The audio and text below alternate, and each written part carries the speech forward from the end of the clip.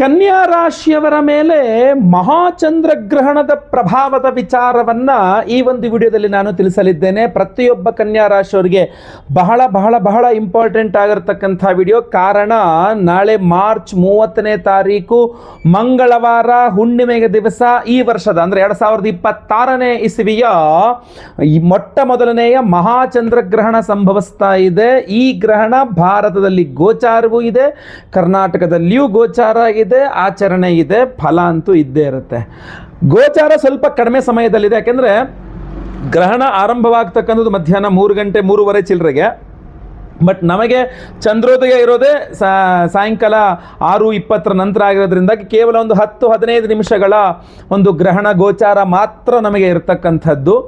ಆದರೂ ಸಹ ಅದಷ್ಟು ಗೋಚಾರ ಇದ್ದರೂ ಕೂಡ ಅದರದ್ದು ಆಚರಣೆ ಮಾಡಲೇಬೇಕಾಗ್ತದೆ, ಸ್ನಾನಾದಿಗಳು ಮಾಡಬೇಕಾಗ್ತದೆ, ಹಾಗೂ ಜಪತರ್ಪಣ ದಾನಾದಿಗಳು ಮಾಡಬೇಕಾಗ್ತದೆ. ಇನ್ನು ಪ್ರಭಾವದ ವಿಚಾರ ಅಂತೂ ಬಹಳ ಇಂಪಾರ್ಟೆಂಟ್ ಆಗಿರ್ತದೆ. ಸೊ ದಯವಿಟ್ಟು ನಾನು ಈ ವಿಡಿಯೋದಲ್ಲಿ ಎಲ್ಲ ಪ್ರಭಾವ ವಿಚಾರ ಪರಿಹಾರಗಳು ತಿಳಿಸ್ತೇನೆ. ಪ್ರತಿಯೊಬ್ಬ ಕನ್ಯಾ ರಾಶಿಯವರಿಗೆ ವಿಡಿಯೋ ರೀಚ್ ಆಗಬೇಕು. ಸೊ ದಯವಿಟ್ಟು WhatsApp, Facebook, messenger, Telegram, Instagram ಎಲ್ಲ ಕಡೆ ಸಾಮಾಜಿಕ ಜಾಲತಾಣಗಳಲ್ಲಿ ಈ ವಿಡಿಯೋನ ಶೇರ್ ಮಾಡಲಿಕ್ಕೆ ಮರಿಬೇಡಿ. ನೀವು ಇನ್ನೂ ಸಬ್ಸ್ಕ್ರೈಬ್ ಮಾಡ್ಕೊಳ್ಳಿ ನಮ್ಮ ಚಾನಲ್, ದಯವಿಟ್ಟು ಸಬ್ಸ್ಕ್ರೈಬ್ ಅಂತ ಬಿಡ್ರಂತೆ, ಸಬ್ಸ್ಕ್ರೈಬ್ ಮಾಡ್ಕೊಂಡು ಬೆಲ್ ಬಟನ್ ಹೊತ್ಕೊಂಡು ಆಲ್ ಅಂತ ಮಾಡಲಿಕ್ಕೆ ಮರಿಬೇಡಿ. ಫೇಸ್ಬುಕ್ಕಲ್ಲಿ ನೋಡ್ತಿದ್ರೆ ನಮ್ಮ ಪೇಜನ್ನು ಫಾಲೋ ಮಾಡಲಿಕ್ಕೆ ದಯವಿಟ್ಟು ಮರಿಬೇಡಿ.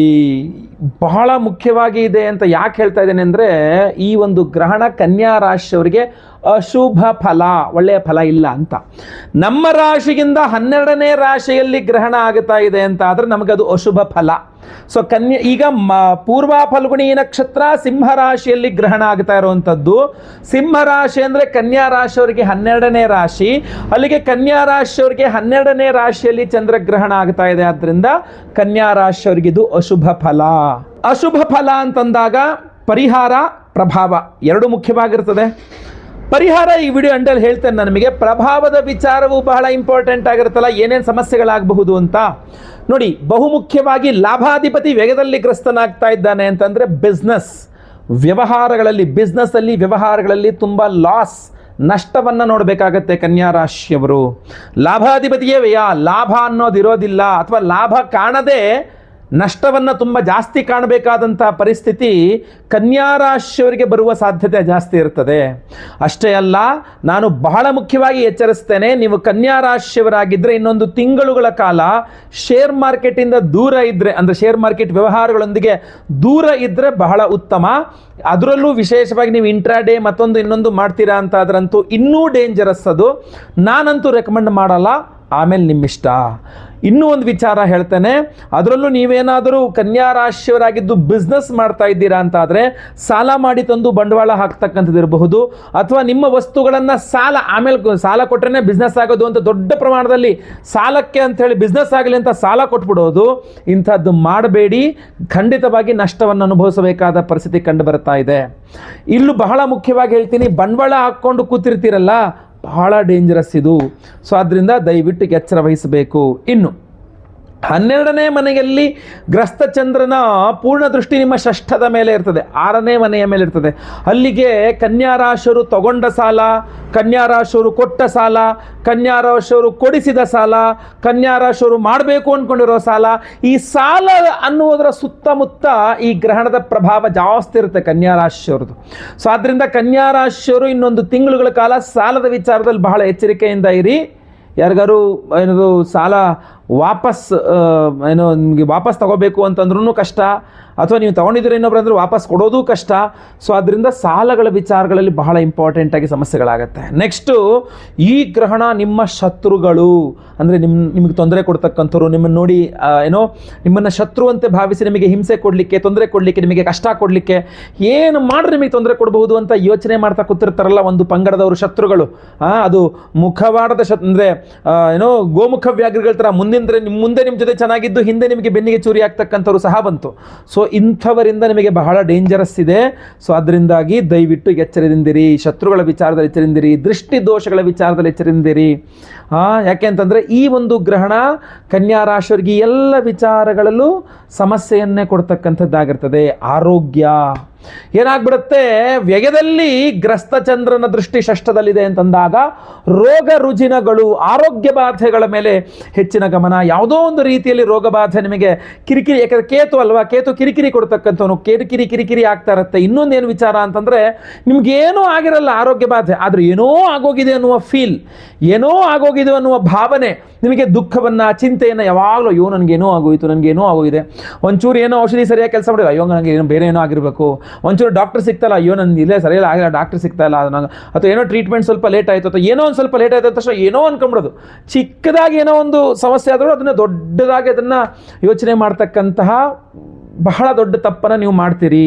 ಸೊ ಅದರಿಂದ ಮನಸ್ಸಿಗೆ ಹಚ್ಕೊಂಡ್ಬಿಡ್ತೀರಾ, ಯೋಚನೆ ಮಾಡ್ತಾ ಅಯ್ಯೋ ಏನೋ ಆಗೋಯ್ತು, ನನಗೇನೋ ಆಗೋಯ್ತು ಅನ್ನುವ ಯೋಚನೆಯಲ್ಲೇ ಕಳೆದು ಬಿಡ್ತೀರಾ ನೀವು. ಅದು ನಿಮ್ಮನ್ನು ತುಂಬ ಅರ್ಧ ತಿನ್ನುತ್ತೆ. ಸೊ ಅದರಿಂದ ದಯವಿಟ್ಟು ಕನ್ಯಾ ರಾಶಿಯವರು ಈ ಥರ ಭ್ರಮಾಲೋಕದಲ್ಲಿ ಬದುಕಬೇಡಿ.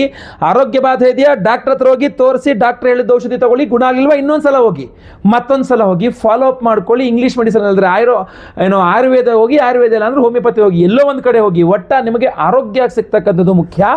ಆದ್ದರಿಂದಾಗಿ ವೈದ್ಯರ ಹತ್ರ ಮಾತ್ರ ಹೋಗ್ತಾ ಇರಿ. ಮನಸ್ಸಲ್ಲಿ ಏನೋ ಹಚ್ಕೊಂಡು ಕೊರಗ್ತಾ ದಯವಿಟ್ಟು ಕೂತ್ಕೊಳ್ಬೇಡಿ. ಇನ್ನೂ ಬಹಳ ಮುಖ್ಯವಾಗಿರತಕ್ಕಂಥ ವಿಚಾರಗಳು, ವಿದೇಶ ಪ್ರಯಾಣ, ವಿದೇಶವಾಸ, ಇದು ಬಹಳ ಮುಖ್ಯವಾಗಿರತಕ್ಕಂಥದ್ದು.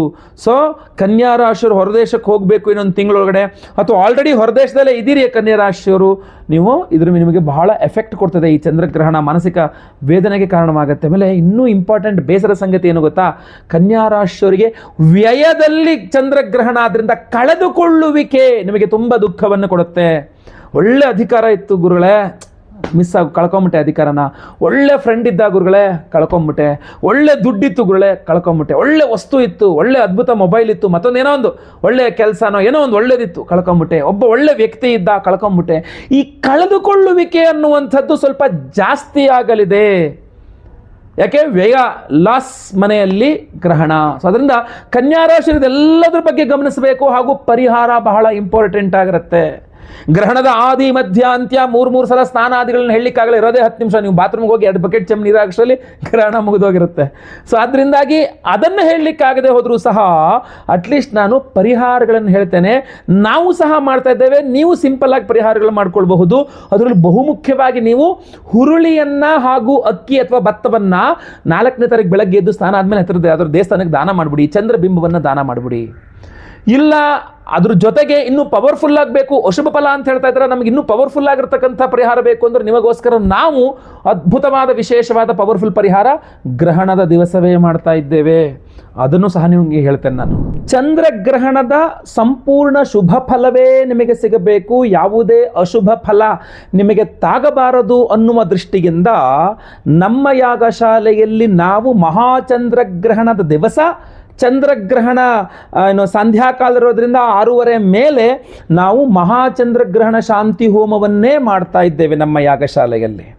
ಆ ಮಹಾಚಂದ್ರಗ್ರಹಣ ಶಾಂತಿ ಹೋಮ ಅಷ್ಟೇ ಅಲ್ಲ, ಯಾಕೆಂದರೆ ಗ್ರಹಣ ಬಹಳ ಪರ್ವಕಾಲ, ಪರ್ವದಿನ, ಆದ್ದರಿಂದ ಅದ್ಭುತವಾದಂತಹದ್ದನ್ನೇ ಮಾಡಬೇಕು. ನಿಮ್ಮ ಆರ್ಥಿಕ ಬಾಧೆಗಳು, ಹಣಕಾಸಿನ ಸಮಸ್ಯೆಗಳು, ಸಾಲ ಬಾಧೆಗಳು, ಮನೆಯಲ್ಲಿ ಅಷ್ಟೈಶ್ವರ್ಯಗಳ ಅಭಿವೃದ್ಧಿಯಾಗಬೇಕು, ಆ ಸಾಲ ಸಮಸ್ಯೆಗಳು ಪರಿಹಾರವಾಗಬೇಕು, ದುಡ್ಡಿನ ಸಮಸ್ಯೆ ಪರಿಹಾರವಾಗಬೇಕು ಅನ್ನುವ ದೃಷ್ಟಿಕೋನದಿಂದ ವ್ಯಾಪಾರ ಅಭಿವೃದ್ಧಿಯಾಗಬೇಕು, ನಿಮಗೆ ದುಡ್ಡು ವಿಚಾರದಲ್ಲಿ ಅನುಕೂಲವಾಗಬೇಕು ಅನ್ನುವುದನ್ನೇ ದೃಷ್ಟಿಯಲ್ಲಿಟ್ಟುಕೊಂಡು ಮಹಾ ಕುಬೇರ ಲಕ್ಷ್ಮೀ ಹೋಮವನ್ನು ಮಾಡ್ತಾ ಇದ್ದೇವೆ.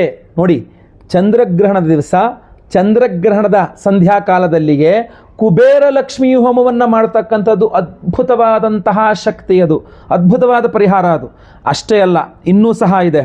ನೀವು ಸಾಲಬಾಧೆಗಳಿಂದ ನಿಮ್ಮನ್ನು ಹೊರಗೆ ತರ್ತಕ್ಕಂಥದ್ದು ಕುಬೇರ ಲಕ್ಷ್ಮಿ ಅಷ್ಟೇ ಅಲ್ಲ, ರಣಮೋಚಕ ಮಹಾಗಣಪತಿ ಹೋಮವನ್ನು ಮಾಡ್ತಾ ಇದ್ದೇವೆ. ಅಂದರೆ ಸಾಲಬಾಧೆಗಳನ್ನು ಪರಿಹಾರ ಮಾಡ್ತಕ್ಕಂಥ, ಕೊಟ್ಟು ಸಾಲ ಇರ್ಬೋದು, ತಗೊಂಡು ಸಾಲ ಇರ್ಬೋದು, ಕೊಡ್ಸಿದ ಸಾಲ ಇರ್ಬೋದು, ಯಾವುದೇ ಸಾಲಬಾಧೆಗಳಿರಲಿ ನಿಮಗೆ ಅದು ಪರಿಹಾರವಾಗಬೇಕು ಅಂತ ರಣಬಾಧಾ ನಿವಾರಕ ಮಹಾಗಣಪತಿ ಮಂತ್ರ ಅಂತ ಇದೆ, ರಣಮೋಚಕ ಗಣಪತಿ ಹೋಮ ಅಂತ, ರಣಮೋಚಕ ಮಹಾಗಣಪತಿ ಮಂತ್ರ ಹೋಮವನ್ನು ಮಾಡ್ತಾ ಇದ್ದೇವೆ. ಅಷ್ಟೇ ಅಲ್ಲ, ಇನ್ನೂ ಇದೆ ನೋಡಿ. ಸಂತಾನ ಇಲ್ಲದವರಿಗೆ ಸಂತಾನ ಆಗಬೇಕು, ಸಂತಾನ ಇರೋವರಿಗೆ ಸಂತಾನದ ವಿಚಾರದಲ್ಲಿ, ಮಕ್ಕಳ ವಿಚಾರದಲ್ಲಿ ಅನುಕೂಲ, ಸಂತೃಪ್ತಿ, ಸುಖ ಸಿಗಬೇಕು ಅನ್ನುವ ಕಾರಣಕ್ಕೆ ಸಂತಾನ ಗೋಪಾಲ ಕೃಷ್ಣ ಹೋಮವನ್ನು ಮಾಡ್ತಾ ಇದ್ದೇವೆ. ಬೇರೆ ಸಮಯದಲ್ಲಿ ಮಾಡೋಕ್ಕೂ ಗ್ರಹಣದ ದಿನ ಮಾಡೋದಕ್ಕೂ ವ್ಯತ್ಯಾಸ ಇದೆ, 10-100 ಪಟ್ಟಷ್ಟು ಫಲ ಅಂತ ಹೇಳ್ತಾರೆ. ಆದ್ದರಿಂದ ನಾವು ನಿಮ್ಮೆಲ್ಲರ ಸರ್ಪದೋಷಗಳು ಪರಿಹಾರವಾಗಬೇಕು ಅಂತ ಆಶ್ಲೇಷ ಬಲಿ ಪೂಜೆ ಸರ್ಪಶಾಂತಿ ಹೋಮವನ್ನು ಮಾಡ್ತಾ ಇದ್ದೇವೆ. ಅದೇ ಸಂಧ್ಯಾ ಕಾಲದಲ್ಲಿಯೇ ರಾತ್ರಿನೇ ಮಾಡ್ತಾ ಇದ್ದೇವೆ. ಇದನ್ನೆಲ್ಲದೂ ಸಹ ನಿಮ್ಮ ಗುರುದೋಷ ಪರಿಹಾರಕ್ಕೆ ಗುರುಶಾಂತಿ ಹೋಮ, ಗುರುಬಲ ನಿಮಗೆ ಸಿಗಬೇಕು, ಗುರುಬಲ ಕೆಲಸ ಮಾಡಬೇಕು ನಿಮಗೆ ಅಂತ, ಹಾಗೂ ಪಂಚಮ ಶನಿ, ಅಷ್ಟಮ ಶನಿ, ಅರ್ಧಾಷ್ಟಮ ಶನಿ, ಸಾಡೆ ಸಾತಿ, ಶನಿ ಮಹಾದಶ, ಅಂತರ್ದಶ, ಪ್ರಾಣದಶ, ಸೂಕ್ಷ್ಮದಶ ಎಲ್ಲ ಕಡೆ ಶನಿ ಪೀಡೆಗಳು ಪರಿಹಾರವಾಗಬೇಕು, ಶನೇಶ್ವರ ಗ್ರಹಾನುಗ್ರಹ ಸಿಗಬೇಕು ಅಂತೇಳಿ ಅವತ್ತಿನ ದಿವಸ ಗ್ರಹಣ ದಿವಸ ನಾವು ಮಹಾಶನಿ ಶಾಂತಿ ಹೋಮವನ್ನು ಮಾಡ್ತಾ ಇದ್ದೇವೆ. ನವಗ್ರಹ ಶಾಂತಿ ಹೋಮಗಳನ್ನು ಮಾಡ್ತಾ ಇದ್ದೇವೆ.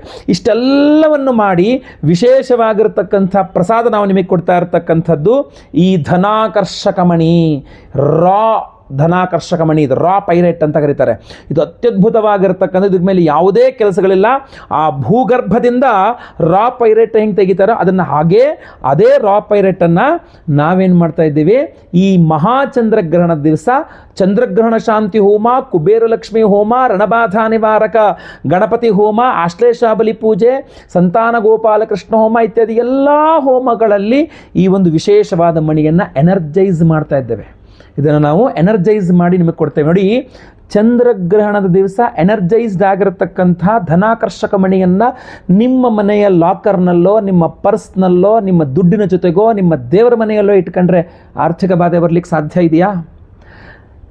ಮಹಾಚಂದ್ರಗ್ರಹಣದ ದಿವಸ, ಚಂದ್ರಗ್ರಹಣದ ದಿನವೇ ಈ ಒಂದು ಧನಾಕರ್ಷಕ ಮಣಿಯನ್ನು ರಣಬಾಧಾ ನಿವಾರಕ, ರಣಮೋಚಕ ಗಣಪತಿ ಹೋಮದಲ್ಲಿ ಆ ಮಂತ್ರ ಹೋಮದಲ್ಲಿ ಎನರ್ಜೈಸ್ ಮಾಡಿದ್ರೆ ಸಾಲಬಾಧೆಗಳು ನಿಮ್ಮನ್ನು ಕಾಡಲಿಕ್ಕೆ ಸಾಧ್ಯ ಇದೆಯಾ?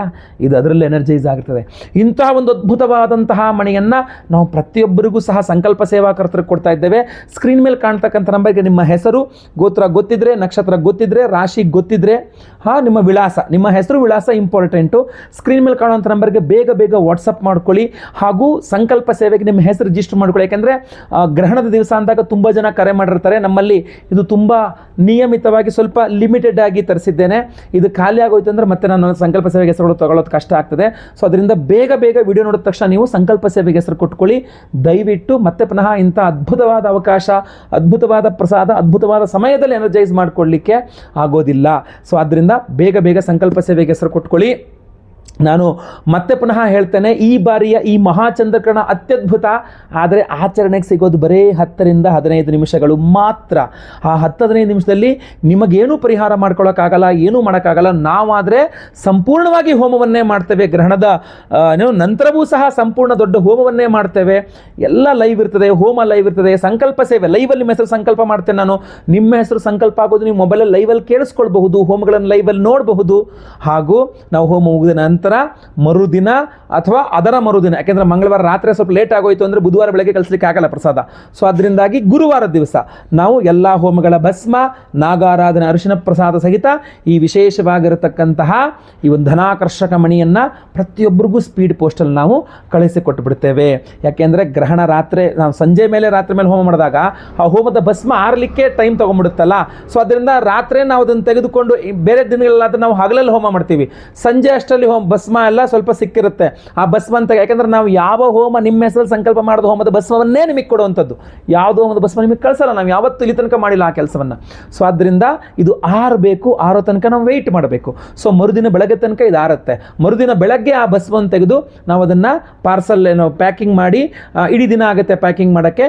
ಮರುದಿನ ಬೆಳಗ್ಗೆ ಅಂದರೆ ಗುರುವಾರ ದಿವಸ ಬೆಳಗ್ಗೆ ನಾವು ಇಲ್ಲಿಂದ ಸ್ಪೀಡ್ ಪೋಸ್ಟಲ್ಲಿ ಇರೋದನ್ನು ಸಹ ಕಳಿಸ್ಕೊಡ್ತೇವೆ. ಸೊ ತಡ ಮಾಡಬೇಡಿ. ಸ್ಕ್ರೀನ್ ಮೇಲೆ ಕಾಣೋ ನಂಬರ್ಗೆ ನಿಮ್ಮ ಹೆಸರು, ಗೋತ್ರ ಗೊತ್ತಿದ್ರೆ, ನಕ್ಷತ್ರ ಗೊತ್ತಿದ್ರೆ, ರಾಶಿ ಗೊತ್ತಿದ್ರೆ ಬೇಗ ಬೇಗ ವಾಟ್ಸಪ್ ಮಾಡ್ಕೊಳ್ಳಿ. ಎಲ್ಲರಿಗೂ ಸಹ ಒಳ್ಳೆಯದಾಗಲಿ. ವಿಡಿಯೋ ಇಷ್ಟ ದಯವಿಟ್ಟು ಲೈಕ್ ಮಾಡ್ಲಿಕ್ಕೆ ಮರಿಬೇಡಿ. WhatsApp, Facebook, messenger, Telegram, Instagram ಎಲ್ಲ ಕಡೆ ಸಾಮಾಜಿಕ ಜಾಲತಾಣಗಳಲ್ಲಿ ವಿಡಿಯೋನ ಶೇರ್ ಮಾಡಲಿಕ್ಕೆ ಮರಿಬೇಡಿ. ನೀವು ಸಬ್ಸ್ಕ್ರೈಬ್ ಮಾಡ್ಕೊಳ್ಳಿ ನಮ್ಮ ಚಾನಲ್ ಅಂದರೆ ದಯವಿಟ್ಟು ಸಬ್ಸ್ಕ್ರೈಬ್ ಅಂತ ಬಟನ್ ಇರುತ್ತೆ, ಸಬ್ಸ್ಕ್ರೈಬ್ ಮಾಡ್ಕೊಂಡು ಬೆಲ್ ಬಟನ್ ಹೊತ್ಕೊಂಡು ಆಲ್ ಅಂತ ಮಾಡ್ಲಿಕ್ಕೆ ದಯವಿಟ್ಟು ಮರಿಬೇಡಿ. ಮುಂದಿನ ವಿಡಿಯೋದಲ್ಲಿ ಮತ್ತೆ ಪುನಃ ಸಿಗ್ತಾನೆ. ಎಲ್ಲರಿಗೂ ಸಹ ಒಳ್ಳೆಯದಾಗಲಿ. ಲೋಕ ಸಮಸ್ತ ಸುಖಿನೋ ಭವಂತು. ನಾರಾಯಣ ನಾರಾಯಣ ನಾರಾಯಣ.